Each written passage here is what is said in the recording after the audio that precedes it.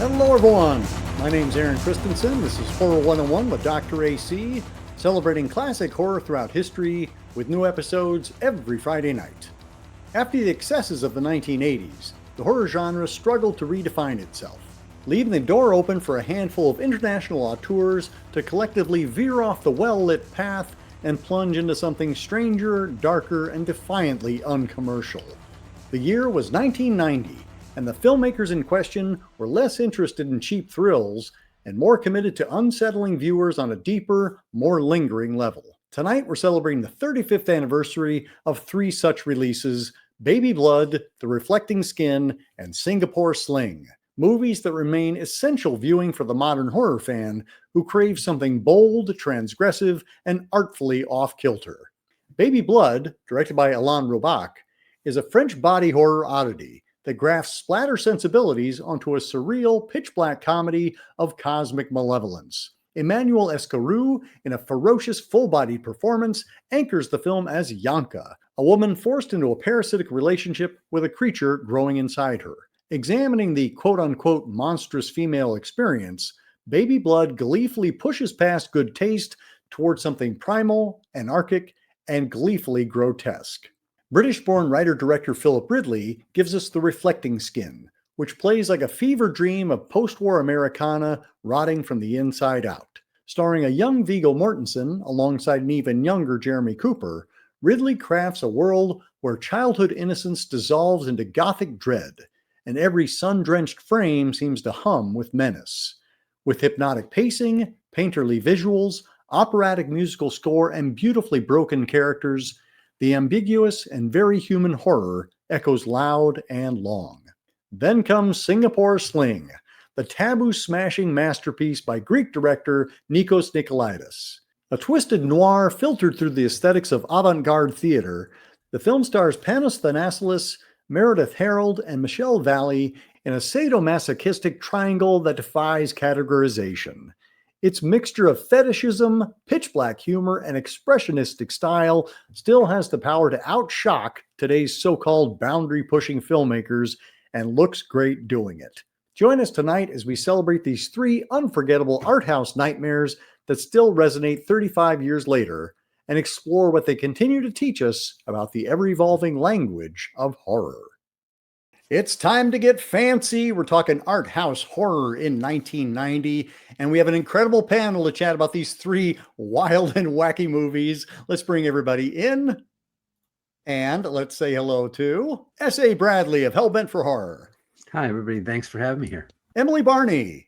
Hey, hey. And beaming in from across the waves in Belgium, Vanessa Morgan. Hello.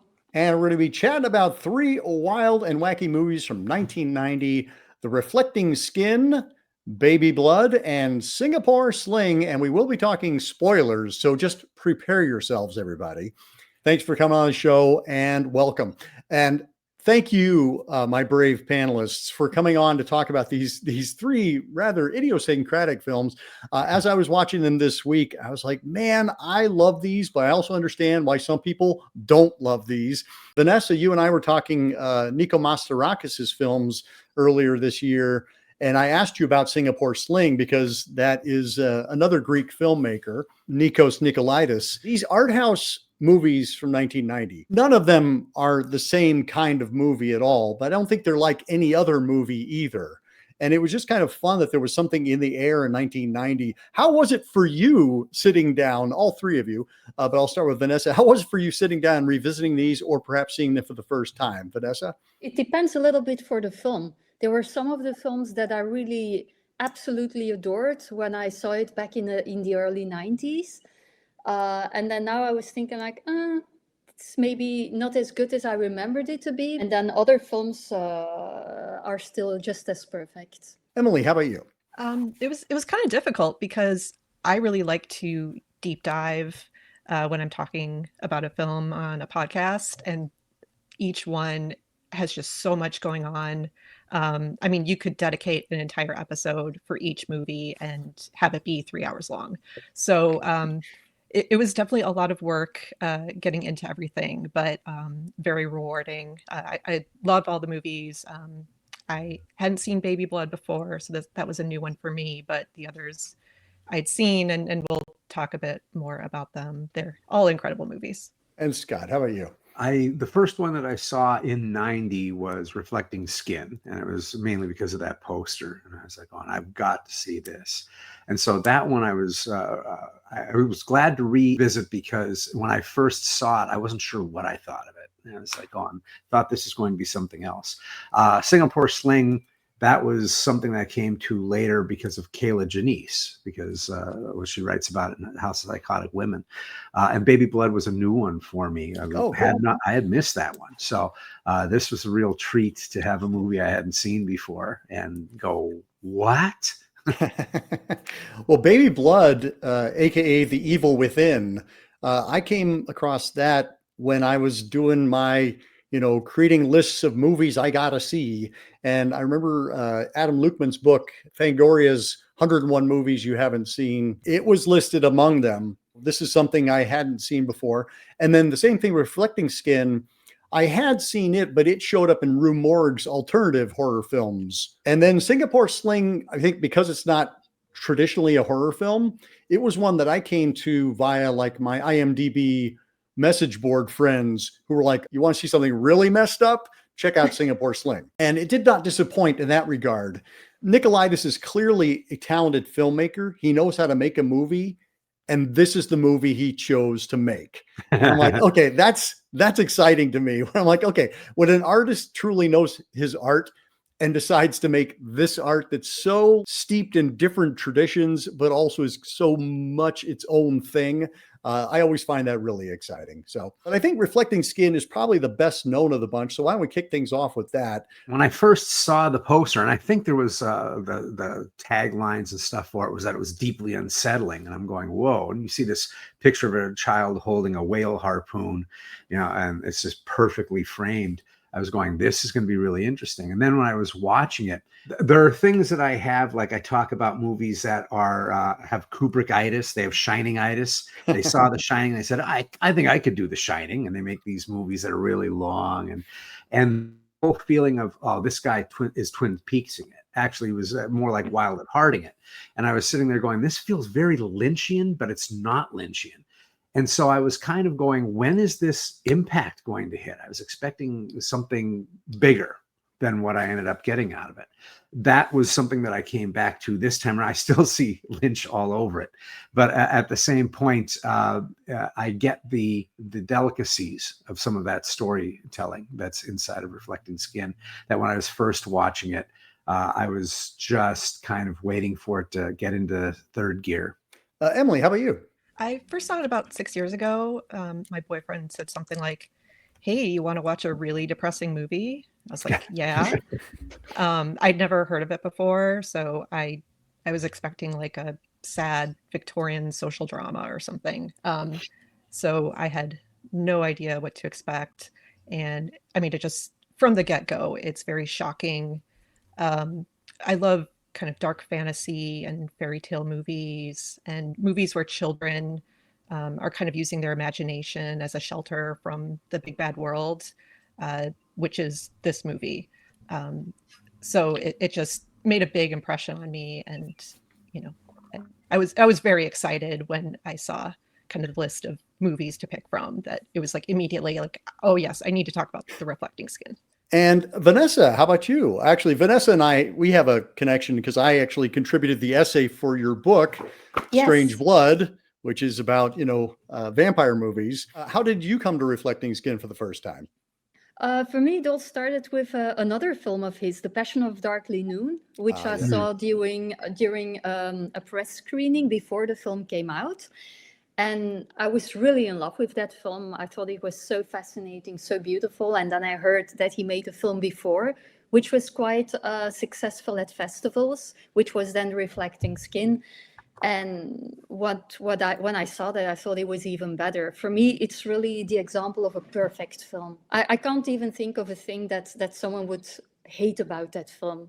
And when you say it's shocking, yes, it has some shocking elements, but for me, it's not a film that was made to shock people. It's more like, hey, life is bad, life is sad, And this is how we cope with it, or try to cope with it at least. Scott, you said you were hoping for it to kick into third gear. What do you mean by that? Because I feel like it kind of moves at its own pace for sure. But I feel like there are times it feels operatic in some ways. Right. And I think that was one of the things at that time when I was watching it. I kind of felt the same way about Wild at Heart, which is why I kind of brought that movie up, is that there's all of this stuff that's really happening. That's really intriguing, but the end just kind of fizzles away. And that's how I felt when I saw Reflecting Skin. It didn't hit me, Dolphin's demise didn't hit me it seemed like it was something that I was expecting. The death of the father is like what I would expect the end of the movie to have. That was like gripping. My heart was in my mouth. And then a main character, that the whole thing's about, disappears and dies off screen, and then dies in this like beautiful death, like laying there in white in a wheat field. And I'm going, everything about this movie had a level of ugliness. You start with an inflatable frog, right? And there's this grotesqueness that's happening. To have it end without that, it was kind of one of those things where I was like going, ugh. And this time around, I accepted it because I love the look in her eyes. Or you don't really see her eyes, it's glasses, but when she's getting into the back of the car and there's that smile that she has framed by the window, I was like going, okay, that's the end right there.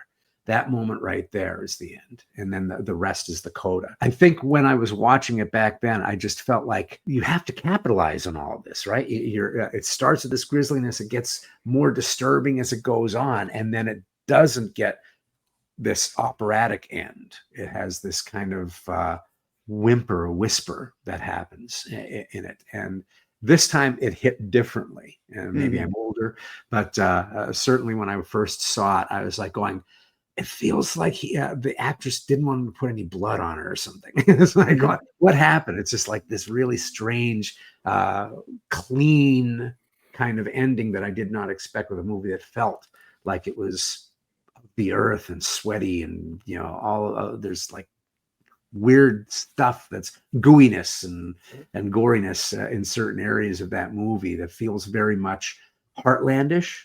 And I think that feeling of farms are nasty places to live, right? It's violent and it's a struggle. And I think most of that movie, you feel that. And then that end was just kind of strangely kind of like a vapor. The movie's really about Seth, and we're kind of seeing the world from his eyes. He's a child. He doesn't understand all these adult events happening around him. So, we're really just seeing how he interprets it. We're not seeing the events how they're happening. It's how he's interpreting it. And the way he does that is he shuts down. He creates these stories. Oh, my neighbor's a vampire. There's these serial killers in cars driving around. So, seeing Dolphin's death, it's like he realizes that he contributed to that she was a person. She wasn't a vampire. She was a person that his brother loved. The horror of all the emotions that he hasn't been feeling that whole time suddenly comes into him.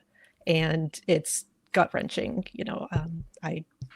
I was really moved by the ending, and it's very powerful to me. Like, maybe he has a chance, because until then, he kind of follows the line of like the typical trajectory of a serial killer.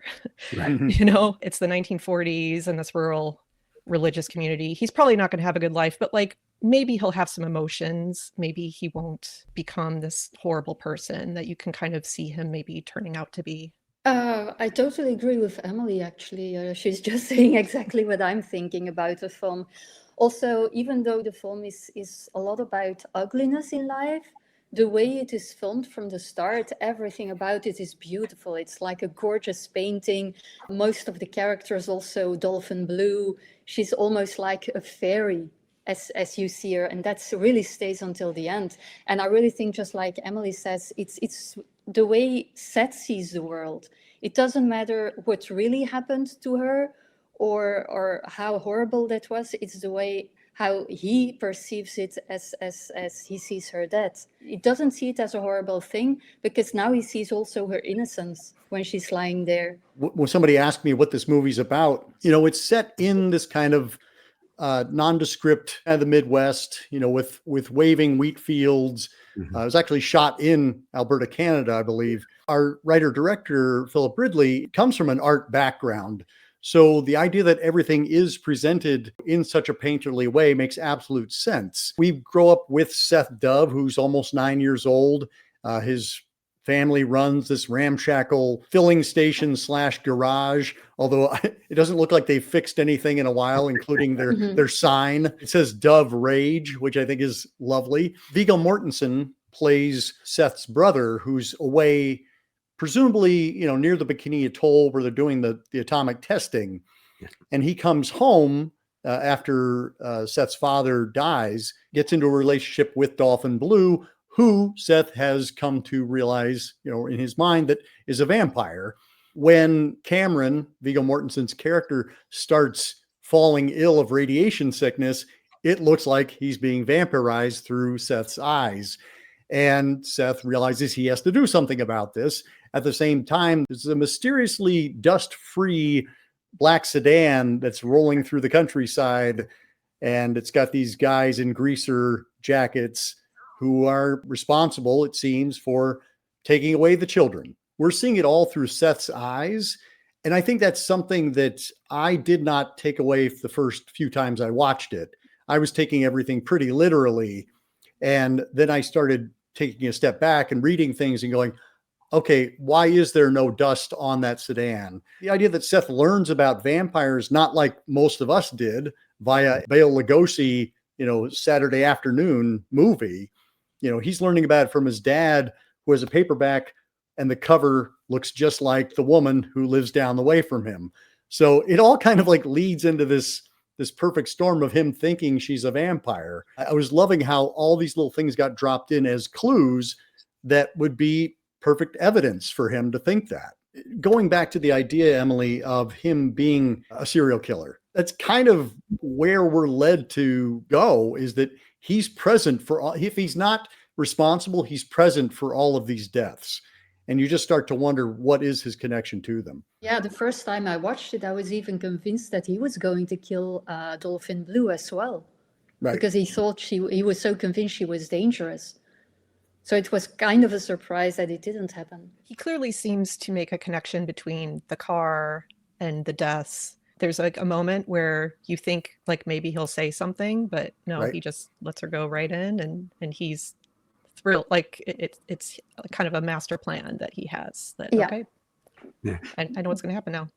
Yeah. Now, for my defense, you did ask me what I thought about it in 1990. I was able to look at it a little bit more this time around. Things that I did see, and when I was looking at other people's responses, it was about the serial killer aspect. Is this happening? And looking at this now, I was thinking about how it felt like this post-war, just right after the war, World War II, what happens to the country, but it's happening inside of this area. So I felt that the car with the teenagers was like Charles Starkweather, the idea of the serial killer, the thrill killers that are going around the country in the Midwest, the clutters being killed, in Kansas, that there's this evil that's coming to town. You have a woman who's British, who's in this area, her husband has died, and they're just unnaturally cruel to her in the very beginning. From the very beginning, she's not one of them. There's already this isolationists, this kind of thing that's happening in the story. And the idea of vampirism and the idea of the poisoning that was happening. I think it was fascinating to have the brother come back from the war to take care of a horrible thing that's happened in the family, the accusations that are happening inside of that family, and having him be like, why are you giving me this flag? I don't even want to be looking at this. That pessimism that happened with a lot of people, and that's where we get bikers from. The bikers were the guys that came back from the 50s, and they had these little motorcycles, and they cut everything off of it except for the gas tanks and said, I'm not talking to another human being for 5 years. I'm going on the road, and that's it. And they became a club. And so there's that idea of not really feeling connected to where you were before that I feel that was in there. So when I'm watching this, I'm seeing the sheriff. It's like every animal has attacked me, which is just freaking hilarious. We get this idea of we drop the bomb. It's the reflecting skin. What are we seeing? We see these pictures of these young kids that are blue and shiny. The silver's falling from the sky on the boat, and they're like throwing snow of radiation at each other, the sailors. You get this feeling of where the country went, which is like, we did this terrible thing, and now we got to watch everybody. Everything's slowly starting to fall apart. So how do you define that when you're a kid growing up in that time? I kept thinking of my dad at certain points because his friends would play Nazi. I don't know if we can even say that on here anymore. But his friends wanted to play World War II, and his two friends like, yeah, we'll be the Nazis. It's like, whoa, you want to be? Really? And that's how they were processing the craziness. How does a kid at the age of 9 understand the Nuremberg trials, right? How do you put that kind of thing in a perspective? So I thought it was very interesting with what I've been hearing here, especially if we're only seeing it through the eyes of a child. How do you define these kind of things? What do you say about the things? And of course, it's all about you, right? You're a 9-year-old. Anything that's happening in the world somehow is directly affecting you.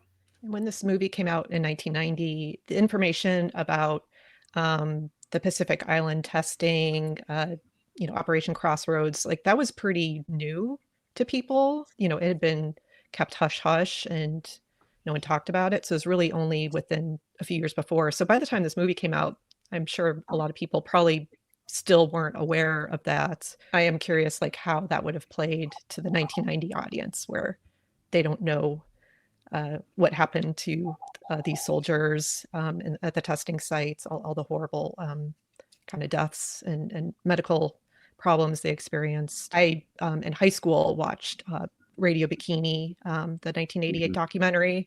And I mean, it made a huge impression on me. So, I hadn't thought of it in, 20 years. But when I watched this movie for the first time, it like immediately clicked like, oh, this is what happened to him.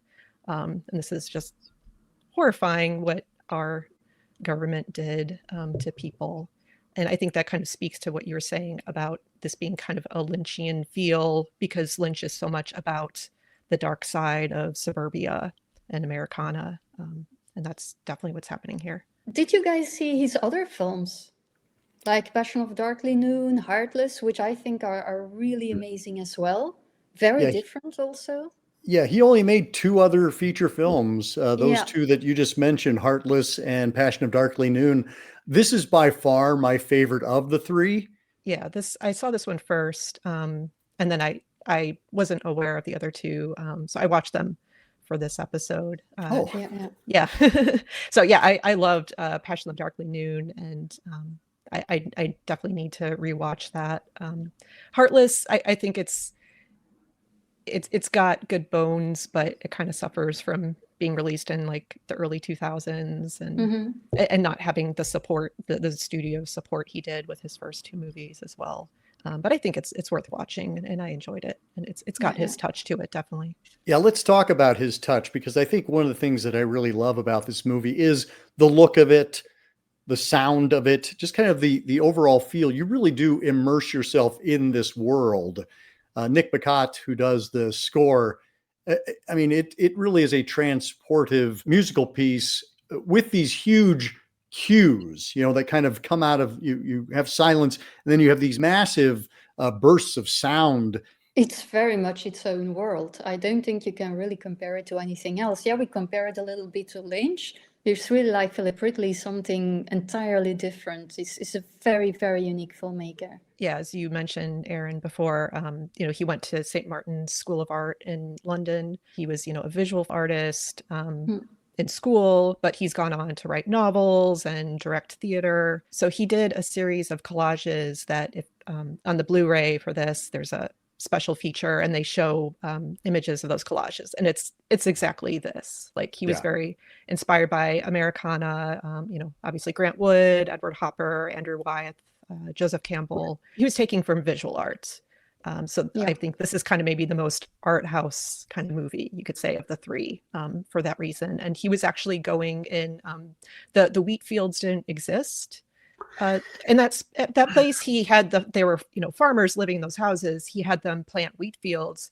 And then, some sections would be a little green or a little brown. So he was actually going in and spray painting the I wheat read fields that. with cadmium yellow, which is not environmentally friendly, but looks beautiful. And Dolphin Blues room. I have to highly recommend his commentary track for this. Like, he's kind of ruined director commentaries for me because he has so much to say, and they actually like cut him off at the end. Like, he could just keep going. But it's all very interesting.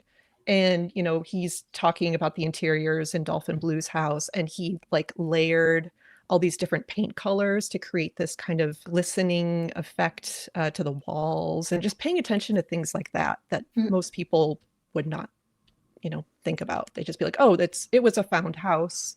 I'm sure it had plenty of lovely, set to it, but he went in and was changing the paint on the walls and just all the little touches like that. Yeah, that's the reason the poster got me, because the sense of color and everything that was in that was amazing. And every influence I was going to bring up has just been brought up. So, it's essentially when you're looking at it in paint. I was rather, it's just me, but I was like, really? You're going to tell me you hand painted that big shot of 10 miles of wheat fields? You went and painted that with a helicopter? How did you do this? But I love the idea of him being that meticulous on getting the look to be as it is. The colors are amazing, but I'm interested to hear about why it was always the yellow of the dead, the dead version of wheat, which I think is very interesting. I guess maybe there's a contrast that's going on when you have something like that. But the thing that's most gripping to me are just moments that are in there, like the two twins with the dead bird. That is as impactful as anything else that's in the movie. This very, very strange moment where they're talking essentially in a code that he doesn't quite understand. And that was something that, on a very broad palette, you could say is somewhat lynching. The guy with the sheriff with the thing on his eye and his weird hand and everything is something that really became popular at that time, if not an homage or a copying. But those are also some of the things that are the most memorable. The idea that barn where they find the fetus looks like it's going to fall at any moment. There's a moment, there's tension every time I see that building. Kids are next to it and everything. They're going into it. And I'm like, that fucking thing's going to fall. And that is a choice, right? Everything that's in that movie is a choice. So things that hit me strange are the director actually saying, no, put that in this film. The constant damage that's happening to her place, to Dolphin's place. I was like going, this is the level of cruelty of childhood that's in this is really impressive. She says childhood is horrible at the very end before she gets into the car.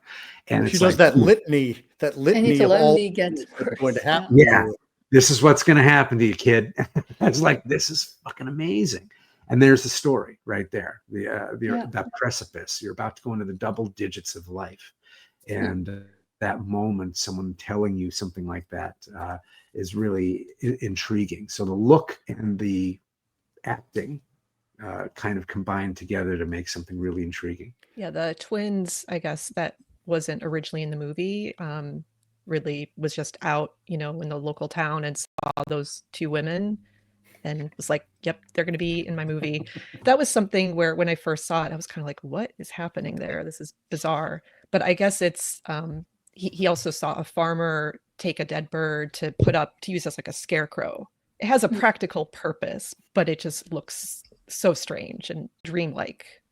Well, every time I watch this movie, because it is a beautifully shot movie, every frame you could just hang on your wall, and it is surrounding a story that is just filled with violence. Like, there's violence happening from the get-go. He brings this wonderful frog, And the first thing they do is blow it up. The mother is always slapping all the men in her life. Cameron pushing him down. They destroy the bedroom. There's just violence happening all around all the time.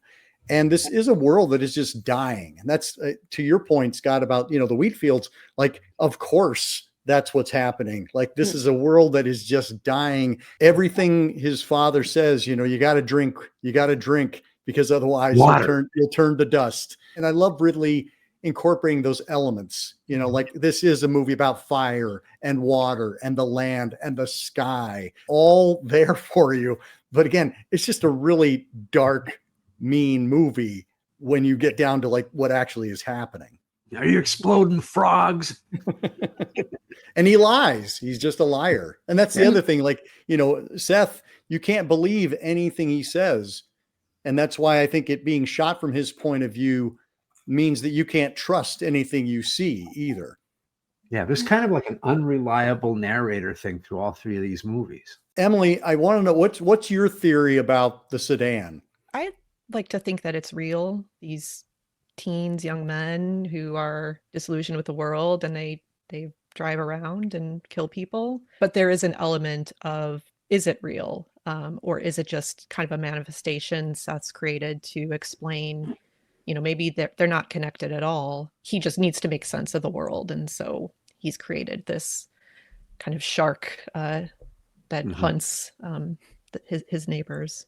Yeah, I don't know. In the end, I'm wondering if it's just the harbinger of death that he has this idea of being able to see that. Because at the end, the driver goes, "Are you ready for that drive yet?" And he's like, "Nope, not yet."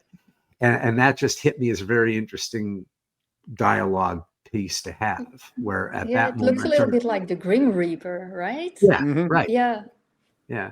So that's kind of how I saw it. If it was not a actual physical manifestation, I honestly think sometimes things like that can mean more than one bit of interpretation at any point. Sure. So I still very much feel that it's like this look at because right after World War II is when serial killers come into vogue, and it just keeps going until now. Well, I think it ends with the baby boomers, weirdly enough, that big population of them. But that happens, and I feel that there's such a feeling of modernity that comes out of that, the sleekness of it.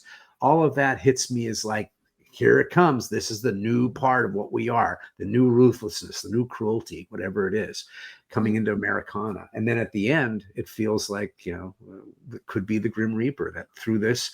I mean, I think about, like I said before, farm life being very hard and painful and violent.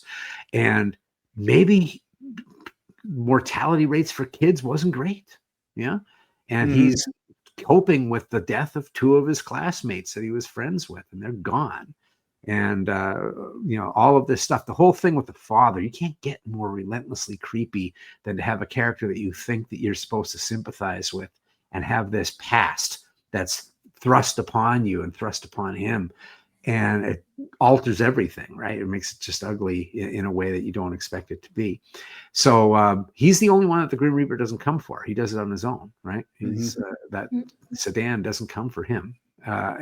Anyway, my thoughts are that it's two different things. It's the Grim Reaper, and maybe that's the same thing, right? Grim Reaper of what's happening to the culture, and the Grim Reaper of physically taking people away from him, and he's left there alone having a cope. Yeah, definitely the Grim Reaper, that's for sure. Especially also because it's a black car. But secondly, I also think like if you look at Seth, he already starts with murder, even though he's only 9 years old. Even it's just murder of animals, for example. Yeah. But which is how most serial killers already start. Doing it. Yeah. And then the people in the sedan, these are teenagers, so they start with killing children, more adult people. But then his brother, who's still a little bit older, he's blowing up entire islands. Yeah. So I think it's like a progression of violence. You start small as a kid, but then it progresses. There's something about it being completely dust-free, having grown up in farmland, there's just no way you could keep. So when that thing rolls into the station and has no dust, I'm like, I'm supposed to notice that. That is clearly either that's Seth's view of it, that it is just this gleaming thing, or it actually doesn't exist, because nobody else seems to acknowledge it outside of Dolphin or his friend Kim when he gets taken away. But that's always with Seth watching. So I never they had to work very hard to keep the car that meticulous too, and keep it out of the camera. You know, the camera would reflect in the car. He really put a lot of work into having it be that shiny and clean. What about the infant, the angel? What are our thoughts on that one? Again, it's like an interpretation of reality, but through the eyes of something more supernatural, like real evil, real goodness, or something holy.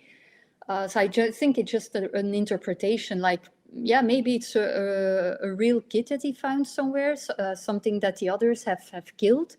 But he interprets it again as something like, oh, it's something supernatural, it's an angel, just to make sense of it and to cope with it. It's more beautiful that way. Reality seems more beautiful instead of just saying like, hey, it's a corpse of a baby.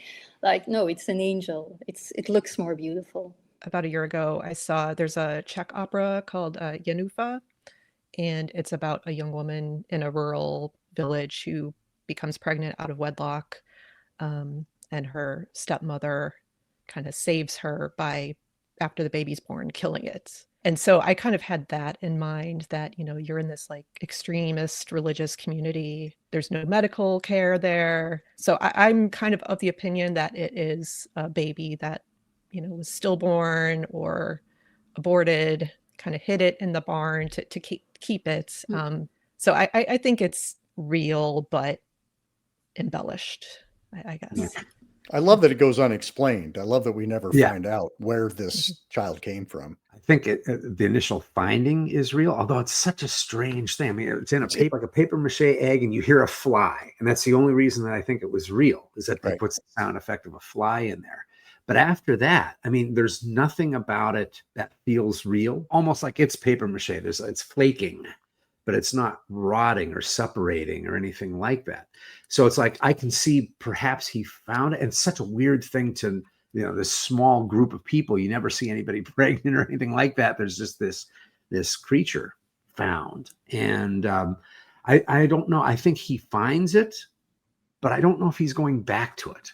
I almost feel like it's something that he's imagining is in front of him, because it's not, why would you keep it? Nobody's going to notice. It's not going to smell. All these different things. It makes much more sense for him to actually be idealizing it as this angel, his friend who was murdered, who could not go up, than to say he's carrying a corpse of a fetus and he keeps it under his bed and nobody notices. It's definitely possible. So for me, it was more like it was an interpret. Like he now has this conduit to talk to his friend who's gone. I guess they had trouble getting it made. They contacted some prop places, and no one would do it on moral grounds. And then someone put them in touch with a place that David Cronenberg uses for his movies, and immediately like, oh yeah, sure, we'll do it. Dead fetus, got 3 back here. Which one do you want? We haven't talked about really the parents much. I see Seth's mom. She's so broken, like just a person who's just really, well, both of his parents are broken, just broken in different ways. Mom kind of is the villain of the piece, at least for the first half, because she just seems like she's so strict, but you just see her trying to hold things together until Cameron gets home, because when Cameron gets home, everything's going to be okay. And then, of course, when Cameron gets home, also, Viggo Mortensen, top billed, shows up 40 minutes into the movie. I think that's pretty amazing. But when he comes in, nothing changes. Nothing gets better. He can't affect any change. But that's a little bit like life, right? A lot of people think like, oh, we're hoping that this person is going to save me, or this is going to happen, and then everything is going to change. And then, of course, nothing changes. So it's interesting. It's just a very realistic movie, even though everything is steeped in something very symbolic and supernatural. It's interesting that you bring that up, that here comes this character who would normally be the system of change. Something would happen and he's dying, right? So he's not a great force of change. I think of him almost like in Taxi Driver. There's the character that Peter Boyle plays, who's like the lead taxi guy at the restaurant and everything. And you have Bick will go up to him going, I don't know, I'm feeling some things. And he's just like, and he just like blows him off. Everybody feels those kind of things, leave it alone. And it almost feels like he's that Viggo Mortensen comes in. He's going to be this face of change. He's going to maybe right the ship. He's going to be a hero in some ways. And from the very beginning, he's ineffectual in that. He's like, I'm not, I don't want to know anything about anything. All I want is this woman in my life. Outside of that, that's it. He's not even nice to the kid. You think he's going to be the voice of reason for the kid. He's going to be the shoulder to cry on. And he's not. He's completely not that. And so I think that that's an interesting piece right there that I hadn't thought of before, which is that any time that there's something that would normally be in a movie, the beacon of hope or help, there is not that here. It's in fact, it's just adding to the difficulties that are happening, having him come back. And I think Mom is America trying to hold it together, Mom and apple pie. And instead of being nurturing, she's, okay, I'm going to beat the shit out of you until you do the right thing. The scene when Cameron is showing Seth the photos in his wallet, and he doesn't even really know why he has them or what they mean. And Seth's asking him questions, and he's just getting annoyed. Like, why are you asking me this? I don't care. I don't need to know. It's kind of a microcosm of what's important in the movie. You know, you have a nude woman, the family, and then, you know, this baby. It was a real photo from Hiroshima.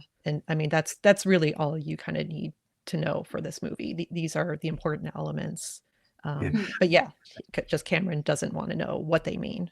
Yeah, that was brilliant, because there's this thing there where they all equal the same to Seth.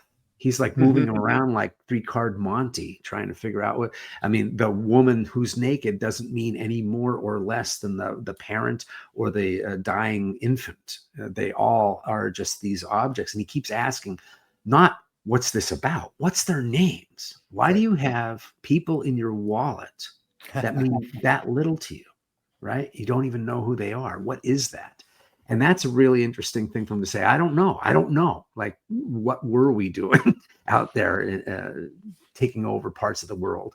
This means nothing. I mean, it's not that it means nothing. It just doesn't have, you're not really looking at it. You're not really owning what's there, right? That you've taken, what you have in your wallet.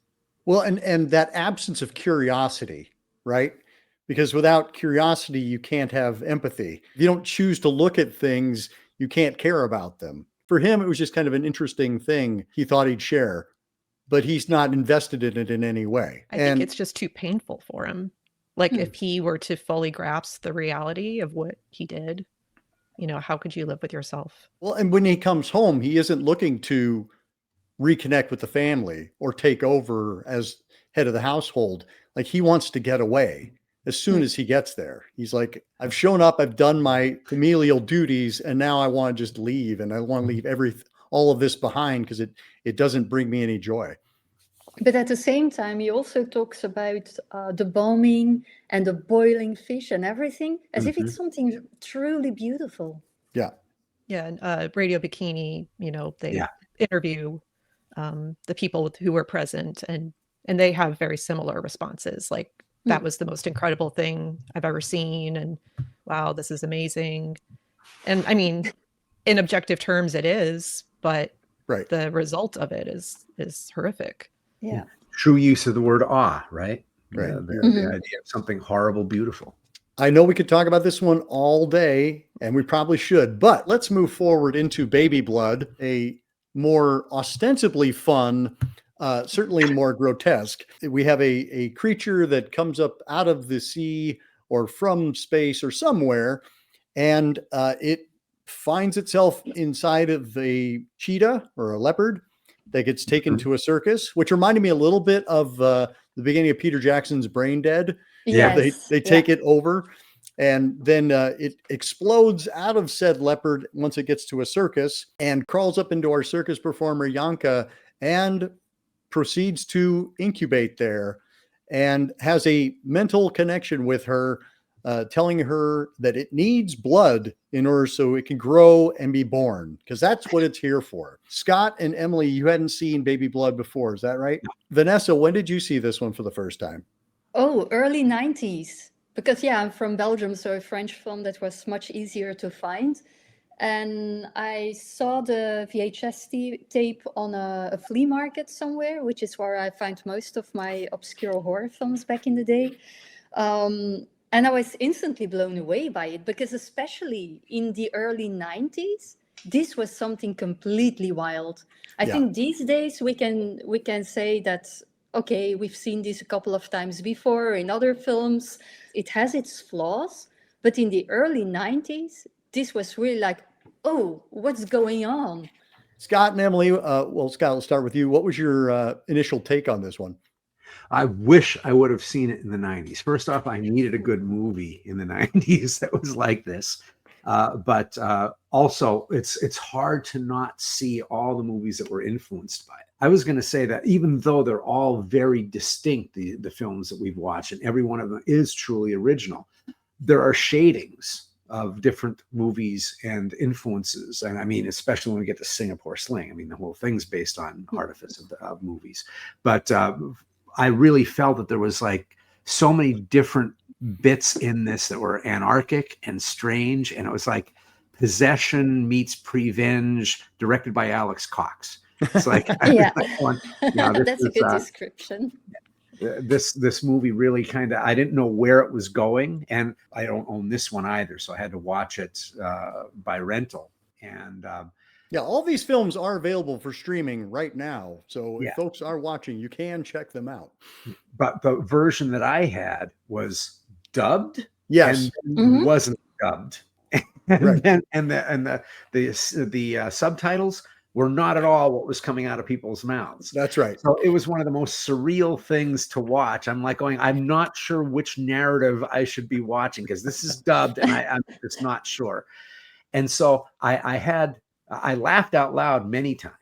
And I was also like going, I don't know, does this really, I don't want to sound like an ass, but I'm almost like saying, I don't know how this is art house because it feels I agree so, with you. Yes. yeah, it feels very much like Alex Cox, that kind of, we're going to take this idea, but it could easily be something that could play as a second run with Beyond the Door 3, right? This could be playing right with a movie like that, as opposed to being in an art house. So I came to it with a certain thought it was going to be something, and then I got this wildly entertaining what the fuck. And I have to say that was actually a pleasure because it wasn't as pedantic as sometimes we're going to do an art thing and this art thing is going to happen. And, oh, the womb, very, very important that we talk very deeply about the womb. And I don't know what the fuck this movie's saying about the womb. Well, before we get to Emily, I would like to defend my art house because I think that's right. Like, I live in Chicago where the Music Box Theater is our, kind of art house place. And yeah, the Music Box is where you're going to find Alex Cox's movies. Right. Like he's not a mainstream filmmaker. He is coming at it from different angles.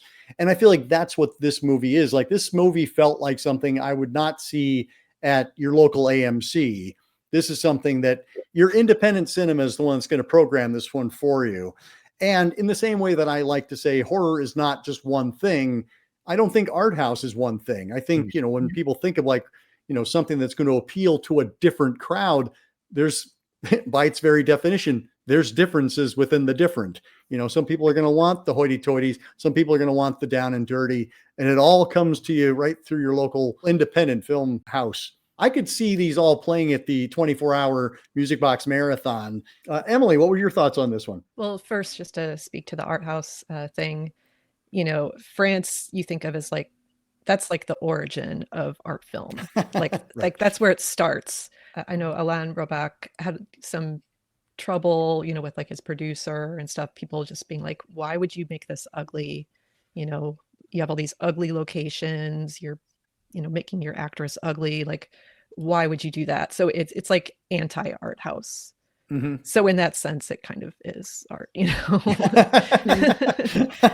it's the opposite of kind of the mainstream. But yeah, so I came to this. I had never heard of it before. I had a little trouble getting into it because it has some kind of tonal shifts at the beginning. Like you said, it's kind of Dead Alive at first, and And then, we're in this kind of abusive relationship drama with a circus. And so it kind of takes a little while to find its footing, but once it does, it is a ride. And so I loved it, and had to watch it again. And I love how gritty and dirty it is.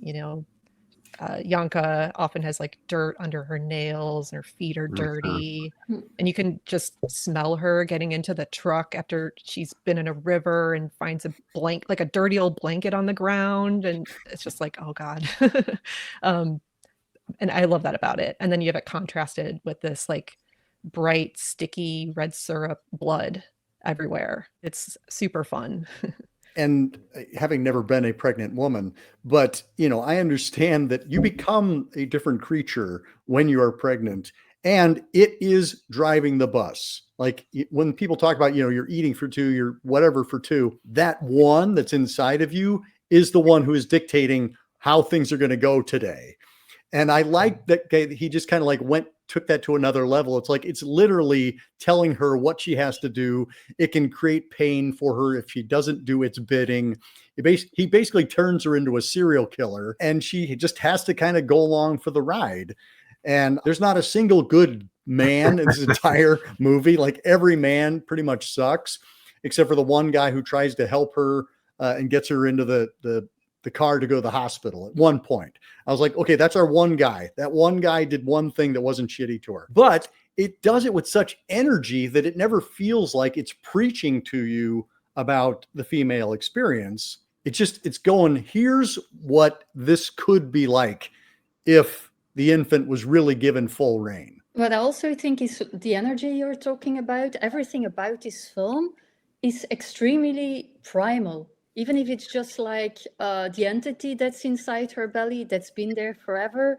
It's the rage that comes from all these characters. It's really like almost a wild animal. Like, rah, they're going at it like this. At the same time, she worked at a circus as a lion tamer as well. So it's kind of funny that I see it that way. Again, also a lot of sexuality that is really like very primal. So yeah, it's really, I think it's that kind of energy that drives the film forward. I mean, the fact that she's consistently covered with blood and nobody comments on it, she just kind of like goes through the world like covered in blood, and everybody's like, yeah, like when she's at the gas station and like asking for the mechanic, and she's just like completely covered and like everybody's just like, yeah, go over there, wait your turn. I love the kind of weird surreal world we're in. I think we're really rooting for her. Like she's the best final girl of all time. She's a final girl from the beginning. Yeah, she's being attacked by this thing and she is fighting it every step of the way, but also becoming its instrument. Thoroughly ignoring the woman until there's something that you want, right? The only time that anybody's like really attracted is like when she's bending over to clean dishes and stuff off of a table, but she can literally be covered in blood saying, help me. And they're like, over there. Yeah, that's the waiting line over there. And I thought that was very funny. I thought that also the idea of blood, right? Yeah, talking about the infants controlling everything. And that's what I was thinking of. I don't know how many times when I was growing up, you'd hear, oh, you need more iron. Now you're eating for two. So it was like, you have to eat meat. And you'd have a friend who was a vegetarian. She's like, I don't eat meat. And they're like, oh, the baby, you got to do this. So the whole idea of like getting the ultimate amount of iron by like literally drinking blood. I love the whole bloodmobile thing. I think that's the scene that when they decided they wanted to make this movie, I always like to look at movies like this and go, which scene got written first? That they sat there and went, and they're like sitting around smoking, going, oh, fuck, we got to make a movie about that. I thought about this woman coming into a bloodmobile, holding people hostage with a gun, drinking out of the thing. I was like, oh, that's fucking amazing. And it's just like the whole thing of like the circus, a clown car is going down the road at this point. It was such a strange experience because I immediately was stricken by how everything was ugly, right? Everything was ugly. Yeah, even the animals don't look that hot. The circus is falling apart, like everything's falling apart, and that's her life. And I was thinking about how this is almost like at the level of like Douglas Sirk kind of melodrama. And I was thinking about what John Waters did with Douglas Sirk, where you have female trouble comes out of that, where you're following this woman who's on this crazy convict thing. Once she's pregnant, she does the same thing, jumping in the water, in the river, and eating the umbilical cord to have the kid, who ends up being a nightmare. So I think that there's something really funny about taking the piss out of how we look at women who are pregnant and what that means, and how you and I, AC, we have no freaking clue outside of anything that we could read in a book. And so when I watch these kind of films and I try to see what the actress was thinking when they're like, what made her go, I'm going to go through all of this covered in blood, naked 75% of the time, and I'm going to do this because this story is really speaking to me, because it's saying something that unique about what's happening in my experience.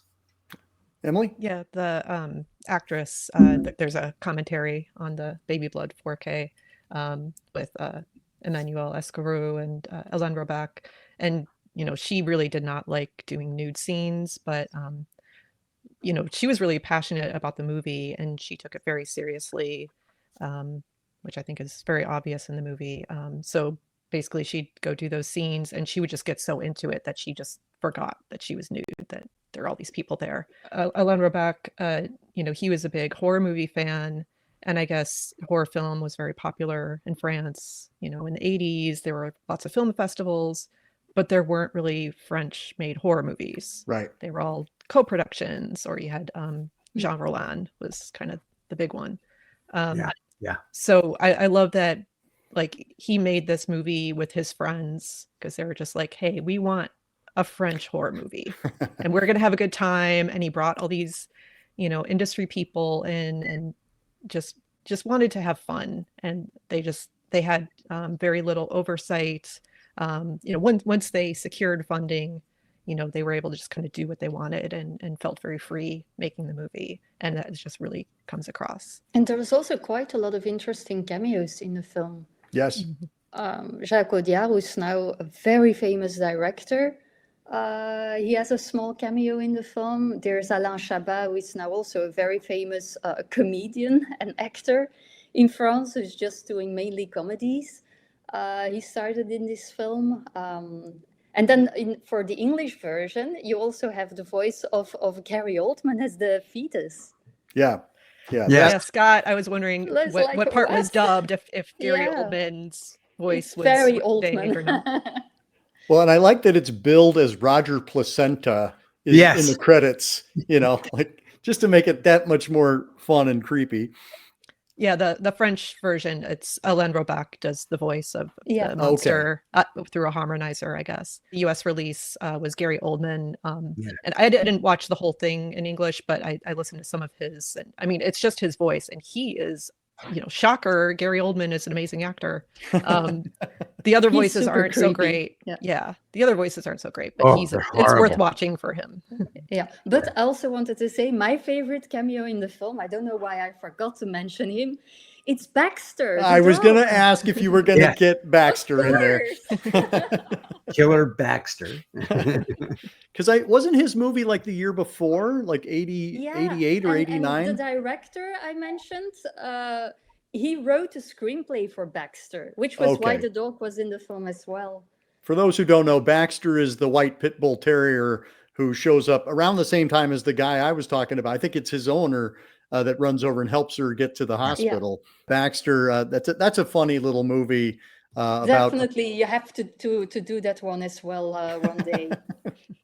It's definitely worth it. Yeah. So with regard to the viewpoint of men, Emily, I am curious to hear what the commentary track had to say about it, because there's a line where the baby asks, what do you like about men? Mm-hmm. And I, of course, am like going, what is there to like about men if this is the world we're living in, where if you go onto a bus full of men, you are just asking to get sexually assaulted. As male viewers, we watch that and we go, yeah, I believe that. And it's like, wow, what a horrible world that we're living in, where you're just like, yeah, you can't let women be around men because they just can't control themselves. Anyway, I'm curious to hear what their thoughts were and also what your thoughts are on that viewpoint. Alain Robak does a good commentary, but he's no Philip Ridley. I feel like Philip Ridley definitely would have addressed that, but he didn't really. So I was also curious, just him being a man, what made him have such a strong stance and kind of portrayal of men in that way. And even the dog walker, I would argue, initially doesn't have her best interest in mind. I think he's initially, oh, damsel in distress has car trouble. I'm gonna go help her. Let me go make myself look good. Yeah, it's only, she vomits blood on him, and then he's like, oh God, get her away, get her to the hospital. Yeah, it's like really the best relationship she has is with the monster. Even though it wants her to kill, it does want to protect her and cares about her. Eventually she comes around to caring for it as well. That's kind of where the love story is between her and her monster fetus. I really like that the fetus is kind of telling her, like, because at first, like with the one truck driver who's like a French comedian or radio host, I guess, in real life. So that's kind of, he has that weird story about being with men. And I thought that was really interesting, because it's like he's clearly telling her that so that she'll feel safe around him. Like, oh, well, I sleep with men. And then he's like, oh, yeah, but I like women, too. And so you're kind of like, oh, I don't know.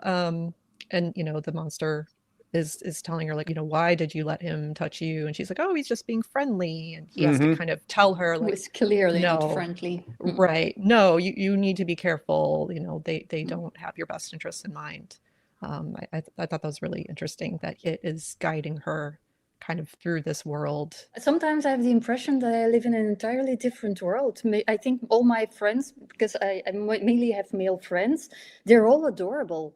So I don't see men as these creatures, but yeah, apparently it happens a lot. So well, I guess when you see the men presented in this movie, do they feel like cartoons, or do they feel like actual male characters? No, they do feel like actual male characters. It just you're just not surrounded by them. Yeah, indeed. Yeah, so it's very difficult for me to have an opinion about that, because I hear from other women, like, yeah, they really fear to be around men in general. And yeah, that's just not my experience. So it's really hard for me to have an opinion on that topic. I do have probably more male friends than female friends in real life. And yes, there are definitely lots of lovely men. It's definitely something you have to kind of learn to navigate, I think. Well, and I think that was my point, is that as I'm watching this movie and seeing all these terrible men show up, none of it strikes me as false. I go, oh no, there is a world of terrible men out there, which is not to say there aren't good men, but there was something about it where I was watching and going, as a man, I should be offended that there are nothing but horrible men being portrayed in this movie. And yet I'm not, because I go, oh no, I 100% see that world outside my window every day. Well, it's funny, the conversation we're having, is I have a lot of women friends, and what I will say is that just about every one of them has a story, right? At some point when we're sitting around talking, they're going to go, well, I have not talked about this much, but this has happened. And so I know there's a lot going on out there. I honestly, I felt that everybody was pretty shitty in this. I mean, the women aren't great either. Her friend that works in the restaurant or whatever, if you want to call her a friend, our main character is alienated from everybody. Our main character is someone who the only connection, as was mentioned before, the only real true relationship is the one that's inside of her body. It's taking over. And I saw it as one of those things where, like in my family, it's like blood's thicker than water, right? The idea of no matter what, the family's going to be there for you. I don't think she has that, but she finds that in this fetus. And I think that, or I don't even know what we can call it. We can't really call it we can call it a baby. There's this thing where you have that deal where I don't want this pregnancy. And then by the end, the woman is like, I have come to accept that there's a bond here that was unexpected. And I kind of see that in the way that she deals with Gary Oldman. But I would say that the guys were, I looked at it like a Alex Cox film. Like everybody, has that thing of they're real enough that I'm not saying that they're making out of pure cloth, but it's absurdist. It's a parody of people who would be like that. And so I never understand why people are offended when something like that's said anyway. It's like, no, come on, guys. People are shitty, and it doesn't matter whether it's based on gender or whatever. Movies are usually going to show the universality of cruelty, and I think that's what this is kind of showing as well. I thought that there was so much good humor in this. I mean, just finger to the nose, but at the same point there was such great humor to it that I found it hard to be offended by anything outside of maybe some of the bad editing. There was some really shitty editing. But other than that, the car crashes, or the trying to cut around. We don't have the money to do a car crash. Wow, some of that was really clumsy. Yeah. But make this movie today with a really big budget, and everyone is going to say like, okay, this is real art house. This is brilliant. This is a masterpiece. I think people would say, it's rife with social commentary, but I think he really is just having a goof. He's having a good time making up, like you said, Emily, making a movie that feels like it's grown on its home turf. I think it's a great hill to die on. If that's the start of French horror in the 90s, it's a pretty good hill. Yeah. And apparently there's a remake, but I haven't seen it. Not a remake, a sequel. A sequel. It was a sequel in 2008 called Lady Blood, which is the same actress. Right? Emily, did you happen to watch that one as well? I didn't. That's okay. You didn't miss anything. So on the 4K, there's an interview with Emmanuelle, and she talks about that, and it's kind of sad because she has done a lot of film, but looking at the kind of other cast, maybe not as much. I think she was more theater, and she just really loved this character and was like, I want to live in that world again. So she went to Alain Robak. He didn't want to do it. He had some trouble after this because, this was not the thing in France at that time. Horror people just didn't really want to work with him. So I think he maybe still had a little PTSD. He didn't want to do it, but he gave his blessing. He signed the rights over to her, and she found a producer and a director and had a good relationship with them. But then when they started filming, suddenly they weren't interested in what she had to say. Yeah. And so it was kind of a bad experience for her. Like just the way she talked about it sounds like she's upset about how it turned out. She's credited with the original idea for the movie. And, she is playing a chief inspector for Lady Blood, but basically the monster comes back, but it becomes more of like a hidden, where it's like leaping from person to person. And it becomes much more of a kind of a crime procedural as opposed to a fun monster movie. I did watch it because I hadn't seen it before. I'm surprised because at that time was when the French extreme movement was really happening. Like in the late 2000s, like France was on fire. And I think that's probably how they got the financing for it. They said, yeah, French horror film, absolutely. They're buying them up. But it didn't. But it went pretty much under the radar, to be honest. Yeah, it didn't have a very good release. Like it just didn't go anywhere. But I think that's because people were expecting, if you're going to do a sequel, you have to do an actual sequel. And there's nothing about it that's really the same in terms of tone or even the style. It's just a different movie altogether. So I could see her being disappointed in it. Let's bounce ahead to our last film, Singapore Sling from Greece.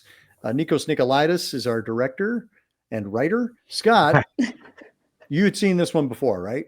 Yes. Yeah. How did you come to this one for the first time? I came to it from reading Kayla House of Psychotic Women. Psychotic Women. And there's a huge amount of movies that are in there. But one of them that she talked about was Singapore Sling.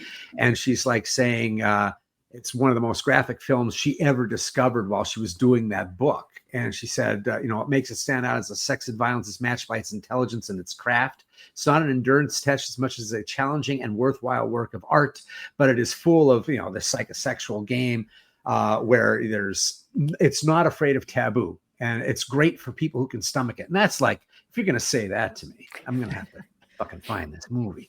And so it took a little bit of time, but I did see, I think it was in Boston at the time at the Orson Welles Theater it played.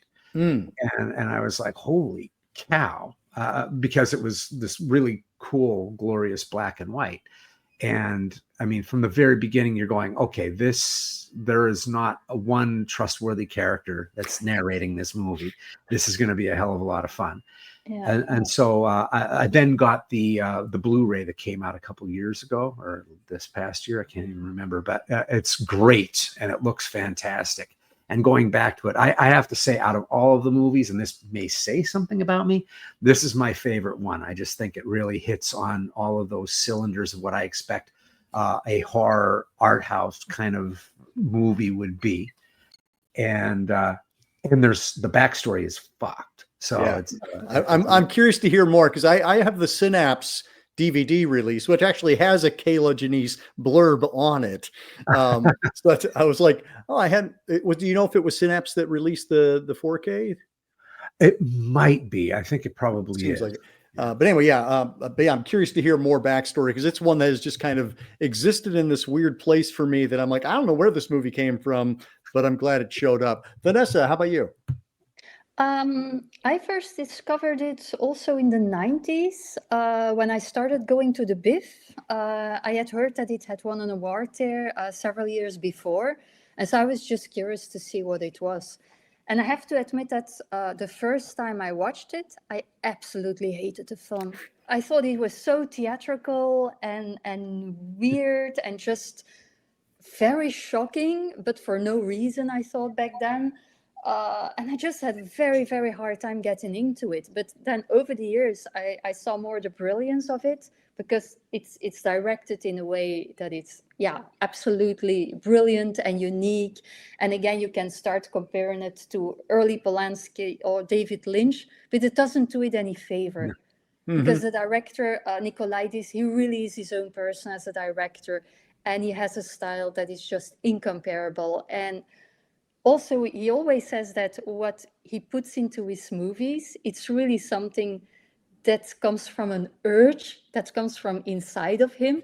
So I'm really wondering, like, oh my God, what must have he been like? Because it's so weird. I would have loved to meet him, just to talk to him and see what he was really like. But yeah, he definitely is a very distinct personality in the world of filmmaking. And Emily, I saved you for last, because Emily nearly didn't do this panel because Singapore Sling was on the roster. She's like, I don't like that movie. I'm like, that's okay. You can come on and not like that movie. It's okay. But our friend Jason Kaufman, who was going to be on this panel and was not able to join us, he screened it recently at the Alamo Drafthouse here in Chicago. And I was not able to attend that screening, but did you get to see it there? I did. How was that received by the crowd? So, we got there early, and there was a guy sitting like a couple seats away from me, and he was waiting for someone. He's looking at his phone, and he turns to me and he's like, have you seen the Letterboxd reviews for this? And he just had this horrified look on his face. And I was like, I've actually seen this before, and I left during it. So it's something. and then afterwards, his friend that met up with him, I overheard her say, well, there was something for everyone to hate. So, and Jason, he made these Weird Wednesday barf bags and put them on the seats for people, so they would kind of have a sense that something wasn't right there. So that's how I first saw it. Was Jason does a Halloween movie marathon every year, and before the pandemic, he would like actually rent a little theater space, and we'd go watch these movies in person. And they're always secret screenings, so we don't know what we're going to see. So in 2016, he showed us Singapore Sling, and I could recognize that visually it's very beautiful, but it's like, it's so gross and disgusting and just uncomfortable, in a setting with your friends, and it's just like, oh God. So towards the end, I kind of couldn't take it anymore, and I ended up leaving. And there were a couple people that had already left, and we were just kind of hanging out, waiting for it to be over so we can go back in. So I had no intention of ever watching it again. And it's just one of those movies where, every once in a while someone would mention it online. It's just like, oh God, Singapore Sling. So then, Aaron invites me to be on the show. I get the list of movies. I see The Reflecting Skin and immediately like, oh, I have to do that episode. I love that movie. And then I saw Singapore Sling next to it and it's like, oh God, I can't watch that again. I can't. So I didn't even pick it. It was like an honorable mention. Just if you need someone, I guess I could watch it. And then Jason was doing the Weird Wednesday screening. So it kind of felt like the universe was telling me I need to give this movie another shot. And I did enjoy it more the second time. I knew what to expect. I was prepared. And it's really funny and it's beautiful. And I love like the costume and set design, this kind of like elegant decay that's happening. And then I became really interested in, because it's an homage to the 1944 Otto Preminger film Laura. Mhm. So I was like, well, I got to check that out. And I watched that and it's an amazing movie. And then I was really interested in Nikos Nikolaidis. So I started watching all of his films that he made before this. All so then of the films, yeah. Well, I didn't, I haven't seen the later ones, but yeah, the first 4 ones he did. And then last night I was like, okay, I'm gonna give Singapore Sling another, now that I have all this context. And now I kind of love it. You really do, these guys. I'm like sitting here going, I'm the guy who goes, oh, I love it. It's the best of all these movies. And I walked out. I hated it the first time I saw it. I'm like going, oh, yeah. I was the same because it's such its own thing. Yeah. And as I said during the intro, like, I just love the fact that like, I'm going to make a movie. I know how to make a movie. I'm going to make this movie. Like you said, it's ugly. It is ugly and beautiful at the same time. Like this, the grotesqueries abound.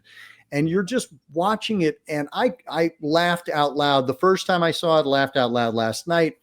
Yeah. It just cracks me up. It's such a weird, he really made it as a comedy. Movie. So he was surprised that people thought his film was so shocking. For him, it was a comedy. Yeah, it's hilarious. Kobe Hooper says that the Texas Chainsaw Massacre is a comedy. So,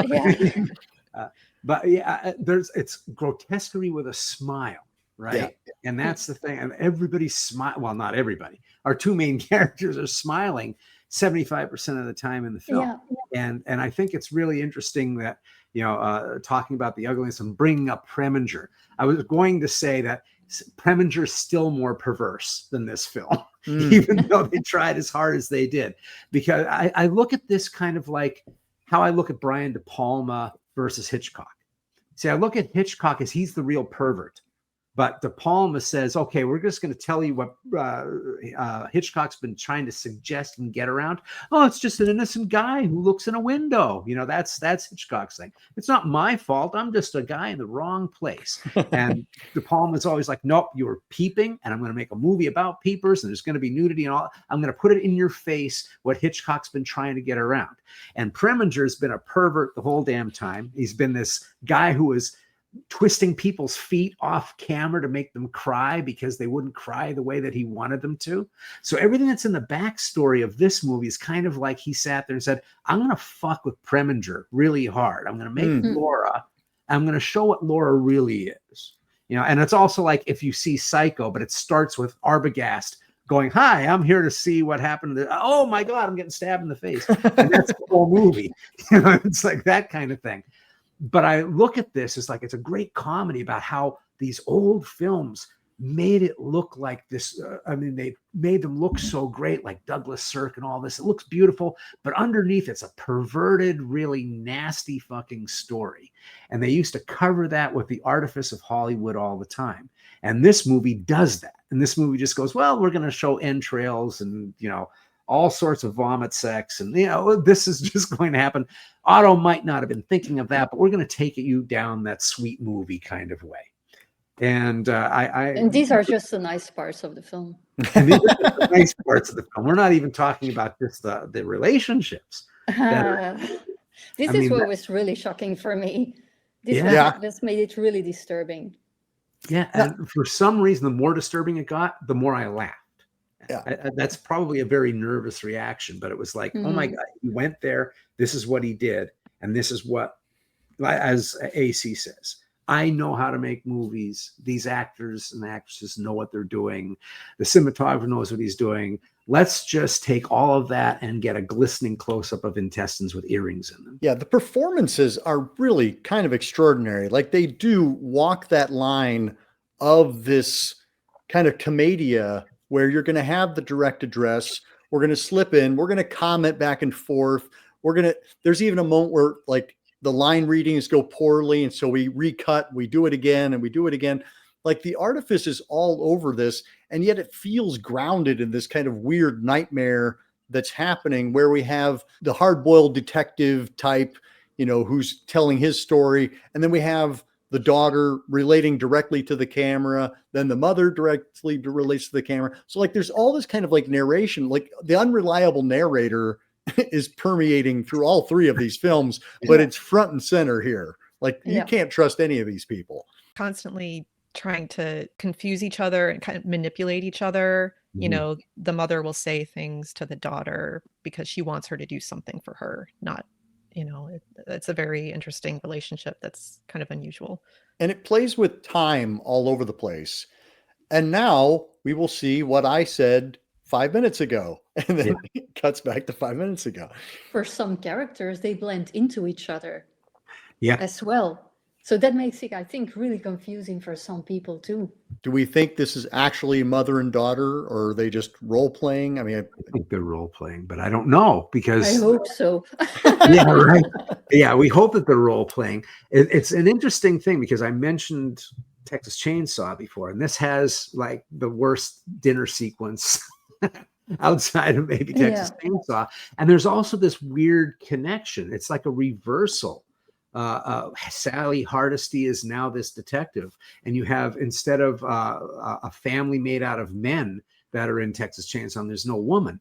This is a family made of women, and the dad is like a mummy. No, but he's gone, but not gone. There's this whole thing of like trying to put a family together, and you're getting the most twisted version of families, especially around the dinner table. Yeah, before this, the only Greek films I'd seen were, Nikos Mastorakis and, of course, Yorgos Lanthimos.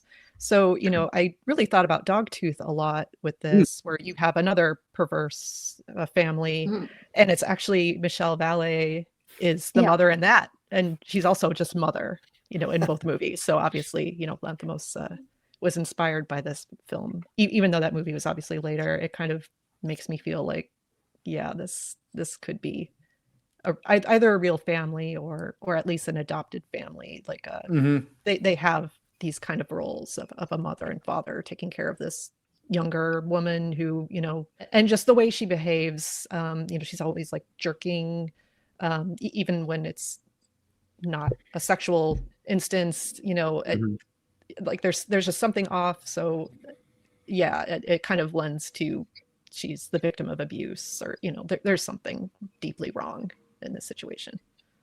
Do we have any theories on that physical tick that she has? Because I read it as kind of that kind of orgasmic, spasming, that she's constantly like on the edge of that. But I don't know that that's what's going on. That's how I see it. Yeah. It's funny how the setup of the movie is as well. It's almost like the first version of like, what was that, MTV Cribs? What was the show where they had a bunch of people in a house together? The Real World? Have one room. Yeah, The Real World, where they'd go into a room and say, I really hate Toby. That's what this movie was like. I was like sitting there going, come here, audience. I thought there was something so in your face. Like if you subtly tried to do that, I'd be insulted. In fact, many of the things that I hate about movies that I think are lazy are in this movie. Narration, narration over what you've already seen. What the fuck? I hate that. Show me, don't tell me. And people talking directly to breaking that fourth wall and being precocious about it. These are things that usually irritate me. And I go, well, you're being too obvious. But this takes it to such an extreme. It almost feels like it's making fun out of that stuff. And again, it hits me where he's going to this thing of looking at the older films that were made by people who were essentially forcing a point of view on you, a morality upon you, and it was considered acceptable.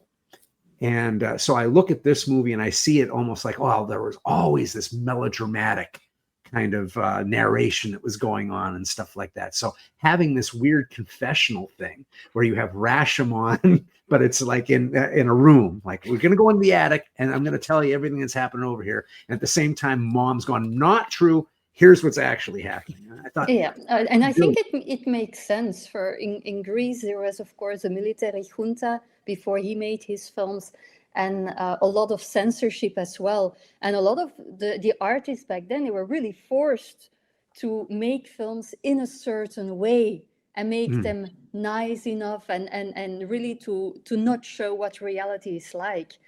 And so it's not surprising at all, I think, that, so many of these films in Greece, and of course, the films that Nikolaidis makes as well, are so shocking and really like revealing truths or things about humanity that would never have been possible to show before. Interesting, because it makes me think of like Rome Open City, Rossellini's film, where we basically see Italian neorealism come, where there's two distinct styles of photography. We're talking about the truthful people on the street.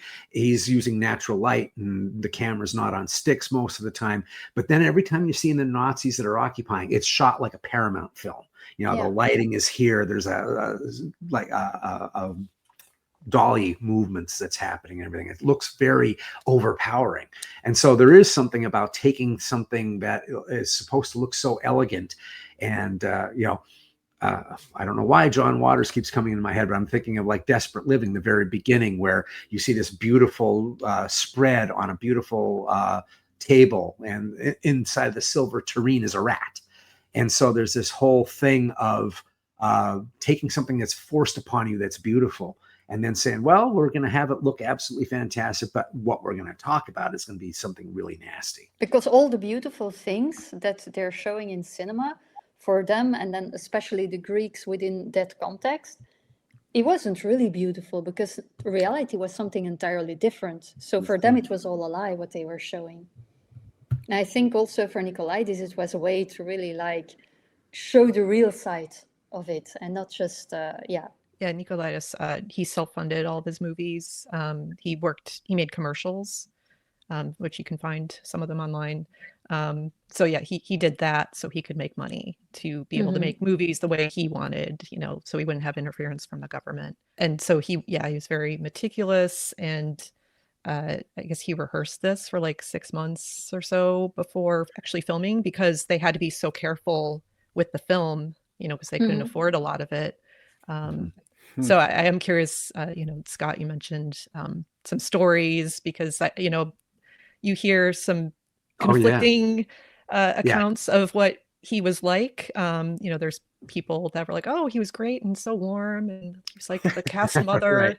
And then others are like, he was a tyrant. But I think that comes from, he had to be so precious with his materials because he was paying for it all himself. Well, he hits me as like one of those dangerous auteurs, kind of like Jodorowsky, where he's taking real risks with his actors, and they have to trust him. And sometimes that works, sometimes it doesn't, because when you're listening to the audio commentary on the 4K, they're talking about there's a documentary I'm making of, and one of the things that they said is they didn't know.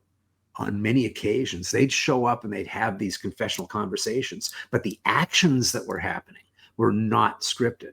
So it was like, okay, you're on the set now. You're going to fillet this. What? And it's like, so they have to go, okay, I have to trust you. You're not going to go over that line. But many of the things that are in that movie, I'm like going, of all the movies that I can think of, that you might want to see it on the page before you said yes. This Scrapbook, the Eric Stanzi film, movies like that, you're like going, you need to know before what you're signing up for. He didn't necessarily do that. So I he was think many people improvising. would be out of there. Yeah. I'm like, Yeah. holy shit, these actors are committed because Yeah, there's because stuff also in there. Michelle Vallet, she worked with him several times. Yeah. So Yeah, there's so a she huge amount of totally trust. trusted him. Yeah. But when you hear that and you think about what was in that film, you're like, oh, wow, that's some dangerous stuff. Yeah. That's something that it's not going to be an American film. No. I mean, I saw Scorsese's documentary, and at one point they talked about him being a method director, that he gets weird when he's on the set of some of his films. I can't help but feel that he was so close to this, and he had this idea that he kind of became a method director. He became like the directors that maybe he was parodying. Like I still think he's parodying Preminger. I think that he's really hitting on this character. And the von Stroheim, all these guys were just horrible to their actors. And yet they were known as these great craftsmen. Their new movies looked fantastic, but when you hear about what happened when they were making them, it's always a nightmare story. And so it almost feels like he's method directing these people, but putting them in these precarious positions, wet for a day straight, just, okay, well, we're just going to keep you wet in these really scanty outfits and everything. And they had to dig. They're literally digging that hole. Like, are you fucking kidding me? These two poor women had to dig that hole. You got to be out of your mind. And yet he did. So part of that is an attraction repulsion for me. I do tend to like problematic directors, it seems, because it's fascinating where that line is. And this one, knowing that in the background, also just kind of fuels this movie a little bit. Part of me is shocked, and part of me is like, how does that even get made?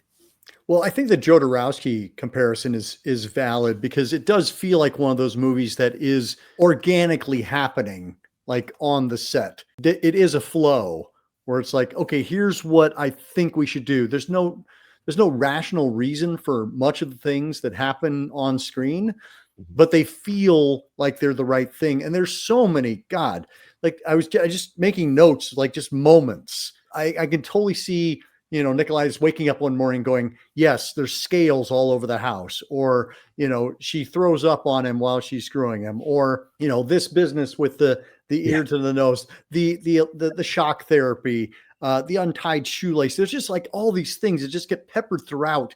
Even though it's almost a 2-hour film, it never feels boring because I'm constantly going, what are they going to, what, piece of fruit is going to be molested next? I love this movie because it's so audacious and it's so well crafted. It's so well performed. The music is gorgeous. I love the repeating refrains of Glenn Miller's Laura and Julie London's Laura. Like there's just so much there. And you say, Scott, it is calling back to a time of classier movies. It's very classily made, but it's so messily portrayed. We've alluded to the fact that there's a lot of nudity in this film, but it also is mixed with the clumsiness of it, of reality, like people just like crawling over each other and fumbling around. Like it never feels truly sexy to me, even though it's sexual. Like I'm like going, I'm never aroused, but I'm never bored. No one's ever completely nude either. They're wearing these lingerie and odd clothing choices. Nikolaidis's wife, Marie-Louise Bartholomew, she's kind of a multi-hyphenate on the movie and would like take pieces from her grandmother and incorporate it into costumes. It's like all the jewelry and all that stuff. It's like really beautifully put together. The mother's torturing the daughter all the time, but like just the way they're dressed is just, I love the whole look of what they're wearing. Yeah. I mean, it's hard to think that you could get that. No yucking of anybody's yum, but it's hard to think of being that you're supposed to be aroused when someone is, having intercourse, but they're talking directly to the camera and telling you some kind of exposition about what happened a week ago. And like going, you're not supposed to, I don't think. And I love that we're talking about how it looks and the costuming and stuff, because it also hit me with I mentioned von Stroheim before, but there's von Sternberg, the Blue Angel, where you have these frames of frames that are inside of the film, because they're in one, like the Blue Angel, it's just one room, really. I mean, there's just a couple rooms at tops, and they're, how do you dress that? Well, you dress it by having layers. You know, you have all of these little frames inside. There's moments where the person's looking through, their eyes just showing through the spokes of a wheel that's hanging in the attic and stuff. It's so artistically put together in that way. And it's always, it's a very actor motivated film because it's one room. So you have to have all of this stuff. An hour and 51 minutes. And you're essentially in a play, you know, it's in one spot. So you have to be able to improvise a lot of really interesting things. So that movie's kept alive, not just by the beauty of it aesthetically, but the actors just dedicating themselves to whatever madness is going to be on there. And it's, the madness is unique and idiosyncratic enough that it doesn't go up. There they go with the fucking shoelaces again. You're not doing that. You're instead sitting there going, what does that mean? What is this weird thing that they're doing with their hands? What is, what am I missing? You know, why do they bring up the laws of robotics?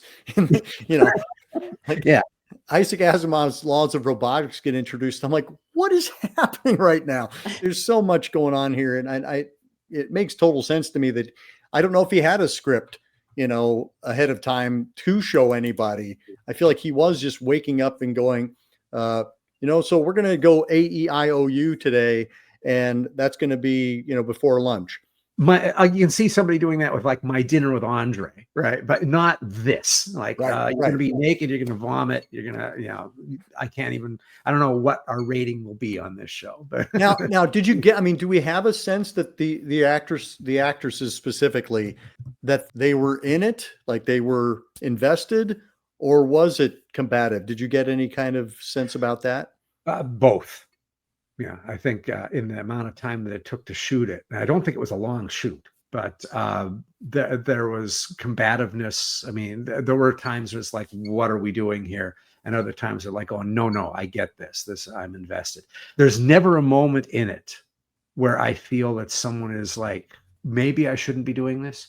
I think by the time they said action, they all knew what they were doing. It feels so committed. Like everything on screen just feels so committed. I don't sense any hesitation on anybody's part. Right. But it must be, because if you put like a normal actor, it doesn't know about anything what this movie is going to be about, and you tell them like, okay, now you do this and this of the things that happen in the movie. Right. 99% of people would just be out of there. Even if it will cost them money, they will say, no, I'm not doing this. At a certain point, like an actor has some power because you've shot half the movie. And so that actor's, you know, that director's not going to want that actor to walk away. And so there's some negotiating power at that point. Then there's Maria Schneider, right? So. Oh, yeah, for sure. I don't know what the power dynamic on this one was. I mean, certainly you're not talking about, you know, Bertolucci and Brando. I think it's brilliant in many, many ways. I think it's a real masterpiece. It's visually beautiful. It's full of layers. It's extremely unique. But at the same time, I have a really hard time watching it because it's so damn disturbing. And I think like we've been kind. We haven't said anything because I honestly think like if we really say like word for word what we see in the film, this podcast is gonna get banned in 5 minutes. So people will gonna think now like, oh, it doesn't sound that bad.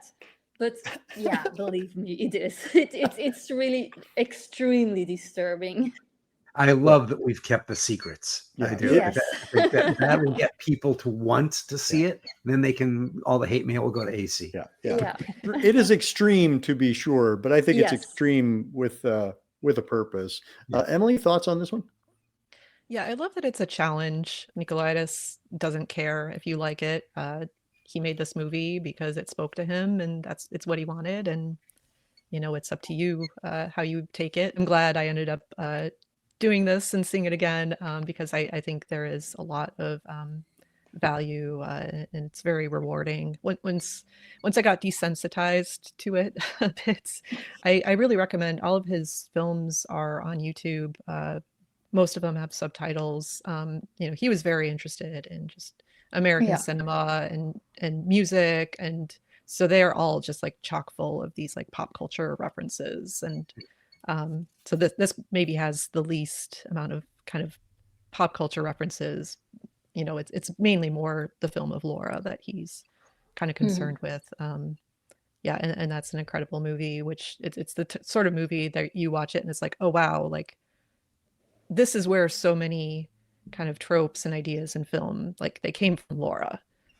So I think it's definitely required viewing. So yeah, I'm looking forward to watching the rest of Nikolaidis's movies and kind of where he went on from there. They're also very different from each other, most films, except maybe See You in Hell, My Darling. I thought that was quite similar to Singapore Sling, except See You in Hell, My Darling is a soft version. But otherwise, yeah, the films are very, very different from each other. So there's a lot to discover there. Emily, I'm very glad you came back around to it as well. And I'm glad you actually enjoyed it. I was fully prepared for you to just be like, this movie sucks and I hate you for making me watch it. And also, like you, this movie led me to Laura. So I think that's also fun. Like this is the one I'm like going, all right, people are saying like this is an homage to Laura. I should go back and check that out and see a young Vincent Price. And I was like, well, that's fun. As with all of us, horror takes us on many different journeys. Yeah. One thing that Emily said that we hadn't talked about, which is most of Nikolaidis' films are subtitled. This one, not only is he talking about the American Artifice, they're talking in English and pretty good English. And then they slip every so often. They go, oop, and then they start going into it again. I mean, it's just so in your face on the things that they're trying to hint at. And it's not even a light hint. It's a strong cup of coffee, right? It's a strong cup of coffee, but I think it's worth taking. I like it because people who think that they've seen extreme cinema, they're used to like August Underground and stuff like that, where it's really obvious and easy. There's nothing easy about the violence and sexual stuff that's in here. It's queasy stuff. It's not something that's easy to look at. It's not an easy idea. It's similar in like Sweet Movie I mentioned before, and Sallow gets mentioned all the time. This is less heavy-handed than both of those movies. This is one that is talking on a different level about that kind of thing. But the idea of having something that looks so good and is not trying to be underground in a way and, obviously punk, it instead hits you really hard because it has all of that stuff, but it doesn't bow to the obvious altars. That was lovely. I so enjoyed this conversation.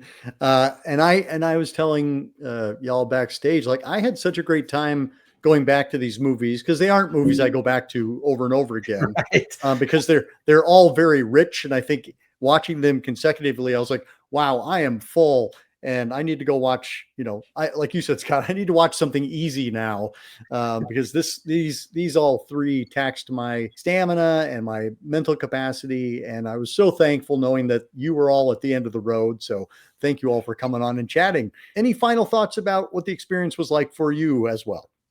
Yes, I have a question for you, Aaron. Yes. You are an actor. If someone would ask you to do a stage play of Singapore Sling, would you be in it? I would happily sign up for that because I know how to tie my shoelace. Not knowing what you're in for, but I've certainly been in theater productions where you are creating, it's a workshop. You just do weird things. You just follow an instinct and see where it takes you. And I feel like that's a lot of what was happening here was, what would it be like if we do this? What would it be like if we do this? And some of it's going to end up on the cutting room floor. Some of it is going to end up in the movie. And I feel like, I've been through this process, nothing like this one, obviously. I love watching things just kind of be messy. And this movie is very messy, literally. But I liked watching actors and a writer-director explore how to tell a story. I love all three, films. And I really enjoy movies that don't stick to one genre or don't stay in their lane, that explore. and really, challenge you as a watcher. So it's a shame we don't have a film industry that cultivates and nourishes that type of filmmaking. So it's a real joy, when you do discover a movie like these. I have a utmost respect and renewed respect for the year 1990 in cinema. I don't think I thought of it really as something that was so experimental in such ways. I think it's really fun looking at these three films because all of them have the narration interest of an unreliable narrator, but also every one of the movies is kind of a reference to another art form and another film, sometimes very obvious, where this movie is supposed to be about Laura, but then there's also allusions to a cultural shift in cinema. So there is a Lynchian kind of element in certain parts. There's this kind of the end of the gore zone times in 1990, but they're all their own unique things, as much as you can say. That would be like the pitch to get the movie made. It's a Lynchian look at what's happening in the wheat field, but it's not at all what it is. And so I'm impressed that there are these movies that haven't been lauded that much, that deserve to be seen, and that we got to see three very disparate looks at what art cinema can be. And Vanessa, I do want to thank you once again for coming on because of the Mastarakis connection and because of Strange Blood connection with Reflecting Skin and Baby Blood. I'm like, well, clearly she is going to know this weird French film from 1990. How was it coming back to these three for you? The Reflecting Skin is clearly my favorite of the three movies. I loved it in the beginning, still love it now. It's really a perfect film for me. Baby Blood, I loved it when I first saw it. Now I think I still like it, but I think it has aged badly. It's maybe a bit too repetitive sometimes, but it's still a wild ride. And then Singapore Sling, brilliant on many, many, many levels. Of course, I love Greek cinema in general too, especially genre cinema. But it's not a film I would watch every single year because it's really disturbing. And I never find films disturbing. I often say, you can show me the most gory things. I've seen so many stuff. I can stomach everything, but Singapore Sling, a bit too sensitive, maybe. Well, thank you all so much. This is just amazing. Loved having this conversation. Looking forward to having you all on again very soon. And until next time, keep searching, keep exploring, and keep sharing the scare.